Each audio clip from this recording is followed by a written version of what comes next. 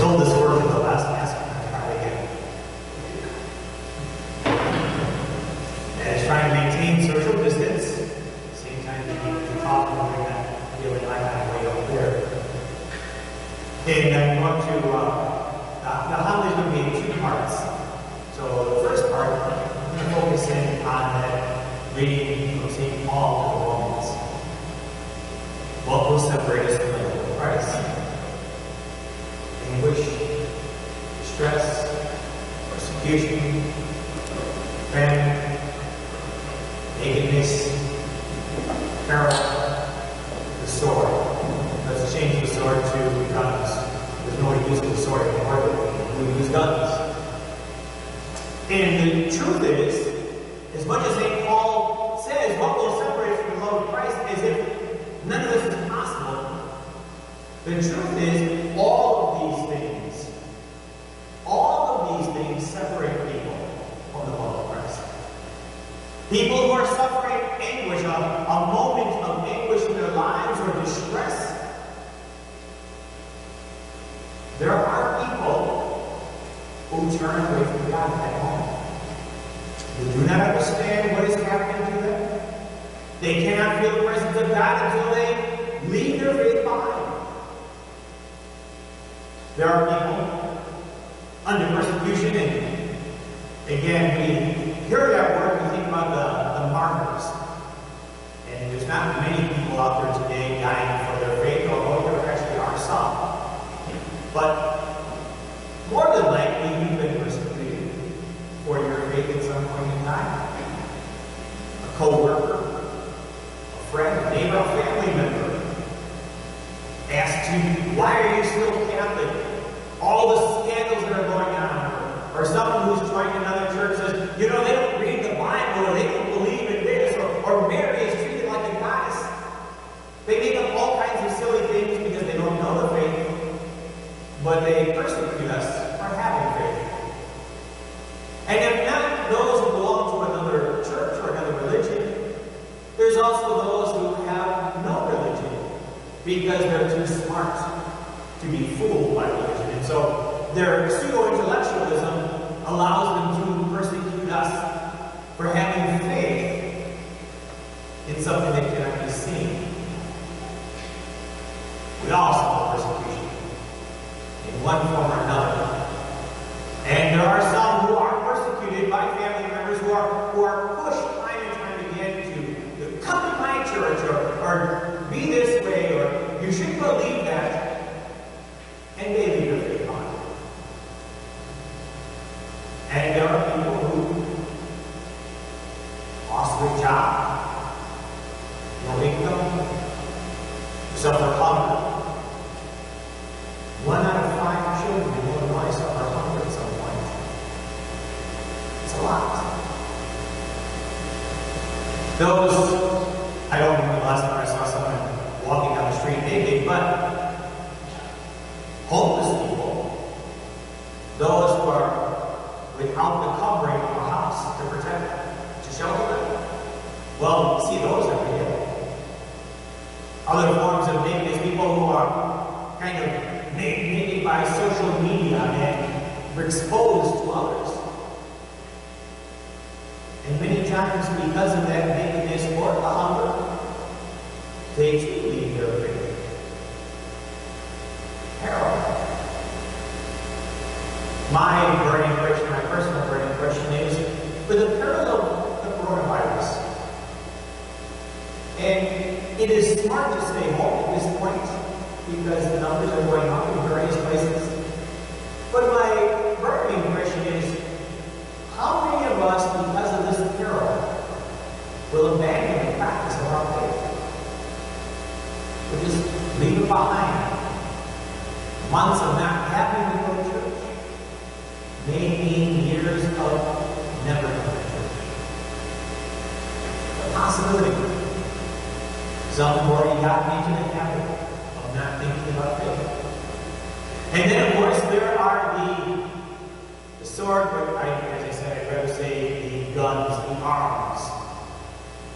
And we don't have to go very far. We live in a city where it would be news if no one was shot But day after day, people are shot, people are killed. And that makes the news in terms of the numbers, but the real news is, wow. And no one has the answer. And it would be something different for the day that no one has the violence.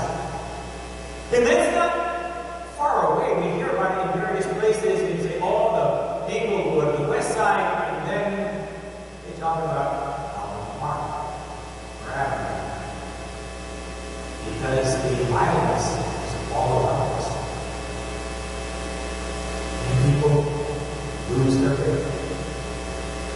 So what St. Paul sets up as this question, he's not trying to belittle this, he's actually trying to emphasize all these are ways that reasons people use to leave their faith. But you haven't. We're here. Hundreds, thousands, millions more have not. Even though we suffer some of these same tribulations that others suffer, those who leave their faith, we have not. We suffer the same things, and somehow, as St. Paul says, we have become more than victorious. And it all rests upon that one line in St. Paul, for I am confident that in all these things we are more than victorious. And then he goes on to right along that not the powers in heaven, not the powers of earth, not the powers of the underworld can separate us from the love of God, which we find in Christ Jesus. So, what makes us different? What gives us enough faith to endure these same tribulations and others without losing our faith, without leaving it behind us, without letting it go? Leads me to the second part of the homily, which is the gospel. Now, the miracle of the loaves and fishes, the multiplication of the loaves and fishes, is recounted almost verbatim in every gospel. There's not many stories in the Gospels that are recounted exactly the same. Most of them have differences. Many of them are found in only one or two or three of the Gospels, but this one is found in every Gospel. And it's done the same way. 5 loaves, 2 fish. The crowd, 5,000 men plus women and children. So, add that up. That might be what? 15,000 if there's one child, a woman to go with every man. Might be 20,000 if there's 2 children. Could be. So it's a huge crowd. Huge crowd of people. So let's look at that, because that miracle in particular, told time and time again, recounted in every gospel, is the difference between someone who is baptized and someone who has faith. Someone who is a member of the church and someone who truly believes. And the story is told like this. Jesus sees the vast crowd, and his heart was moved with pity and passion. Now, Matthew tells the story and says that he spent the entire day curing the sick. There's a lot of sick people. Maybe if he had to do one at a time, hold his hands on each one, and talk to each one, and find out what's wrong. Maybe have some conversation that easily could have taken the day, but we see in other parts of the gospel where people just touch his cloak and they're healed. So imagine how many people were sick, how many people he reached out to and healed. And then let's think about ourselves. Now, I know that if you're anything like me, you probably have dozens, if not hundreds of prayers that have not been answered. But I'm pretty sure you can count 1 or 2 or 300 prayers maybe that have been answered. And the reason you're here is not because of the prayers that haven't been answered, but because of your thankfulness for what God has done. And what God has done in your life continues to call you to be here, to give thanks, to get up in the morning and to praise God, to go to bed at night and trust in God when everything else seems to fall apart, to live day after day, to protect your family, to provide for those you love. All of that because God has answered or healed you in some profound way. And so, we stick around. Don't send them home. There's no need for them to go home. Jesus tells the apostles. But then he says to them something that none of us like to hear. You give them something to eat. Give them something to eat yourselves. No Catholic likes to hear that because you know the priest is going to talk about money. He's going to ask you to give more money, right? Always happens. Catholics just don't want to hear that. Now, let me explain something about the Catholic Church. We are the largest organization of charity in the world. More than most government agencies as a church. Worldwide, we take care of more people who are poor, who are suffering, who are hurting, who undergo disasters in their lives. We educate people from preschool all the way through university. We provide hospitals for people. We have all kinds of charitable works going on. And that's a great thing about the Catholic Church. That's collectively. But what is the rate of giving among Catholics here in the United States? About 1% of their income. 1%. Now, the average among Protestant churches is like 2.5%. Think of all the good that we do right now, and then think of what would happen if we had twice as much money. What good could be done if we gave at the rate that our Protestant brothers and sisters gave. For some of those churches, they get 4 or 5%. Could you imagine if the church as a whole actually practiced tithing? What good could be done? Well, let's not look out there. Let's stick with what we have and what we're doing. And whenever the priest talks about money, the first thing people say is, Father, I don't have enough. Look, 5 loaves, 2 fish are all I have. That's it. I don't have the money. I don't have the resources. I don't have the wealth. This is all I've got, and I've got my family to feed. Makes sense. It's exactly what we see in the gospel. The apostles do the same thing we do. This is all we've got. There's 12 of us. We can't even eat this. The 5,000, the 15,000. And the power of this miracle comes with the power of our faith. Comes because Jesus says, okay, give me what you have. I won't ask for the tithe. I won't ask for more. I won't ask you to empty your pockets.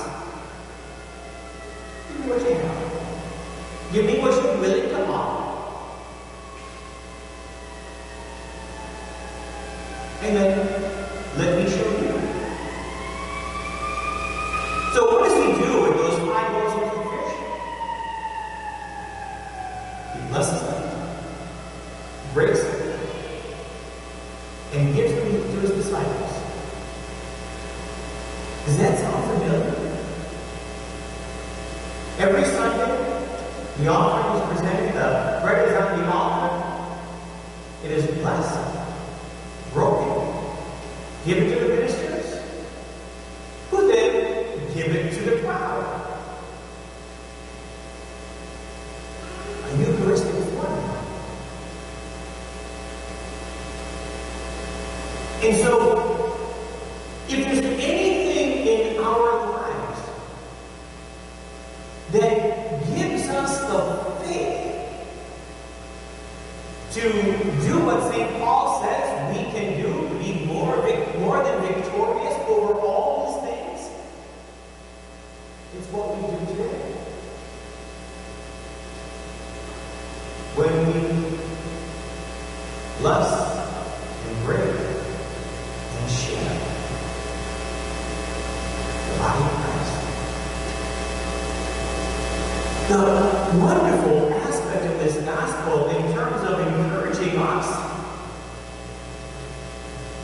is that after everybody ate, and as it says, ate and were satisfied. So you didn't get the little piece. You got enough to satisfy you. There was still left over. 12 wicker baskets.